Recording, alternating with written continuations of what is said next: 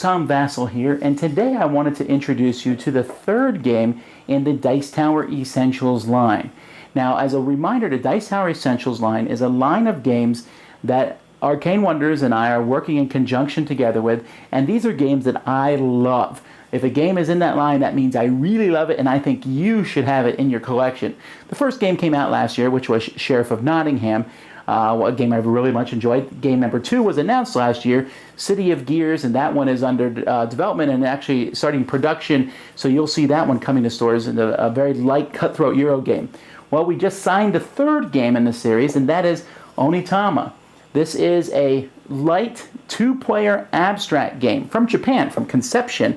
And when I first played this, I was immediately taken with it because it was such a neat game, played so quickly, so easily, and yet every game was a little bit different. Such a small game, but I think it packs a big punch. Let me show you. In this game, each player has a pawn here. This is their own meal pawn. And then you have some other guys who are kind of helping you here. And the goal of the game, to win the game, you either need to capture your opponent's omyo or get your omyo to the other side of the board. Either of those two conditions will win the game for you. Now the game comes with a pile of cards, but you're only going to use 5 of the cards in the game. You're going to take 2 for yourself, so here I put in front of myself dragon and dog. Your opponent will get 2, so they get rabbit and tiger here. And then we'll put 1 here next to the board, which happens to be monkey. So now on my turn, I'm going to move one of my people according to one of the cards that I have. So for example here, I might pick dog. Now dog lets me move to the space immediately to the left of me, or to the space that's immediately left diagonally, or to the space that's immediately behind me diagonally, but I can't move to that space on 8 pieces. You're not allowed to move off the board. So maybe I'll move this piece here, like this. Once I'm done moving that, I will then switch this card that I used, in this case the dog card, with the monkey card. And so on my next turn, I'll have a choice between the dragon and the monkey, but I've also given my opponent a chance to use the dog card. Over here, they have the tiger and the rabbit card, and you see the tiger lets them jump with 1 piece ahead, so maybe they jump with this piece ahead. And they know that I can't capture them because they can see what 2 cards I have that I can use in my turn. However, that jump ahead 2 pieces card is now going to be switched with the dog, and I'm going to have that in a couple turns.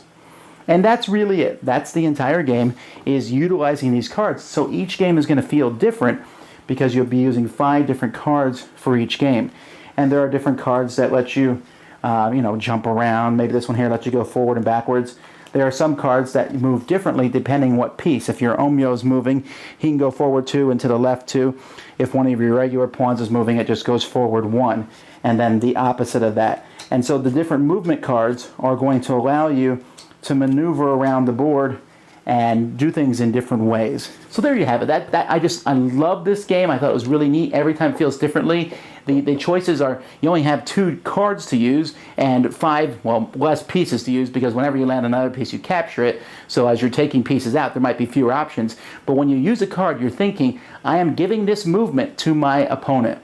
And so you're looking at what movement you're giving them, what 2 movements they have optional to them, and what card. You just say, I don't want my opponent to have this card. That's great, but then you can never use that card. Such a simple, elegant game. Everybody I've taught it to has enjoyed it. Now, I don't know anything about production and design and where this game will be, although you will likely see it at some point over 2015. But when you do, you should get it, because I think this game is essential.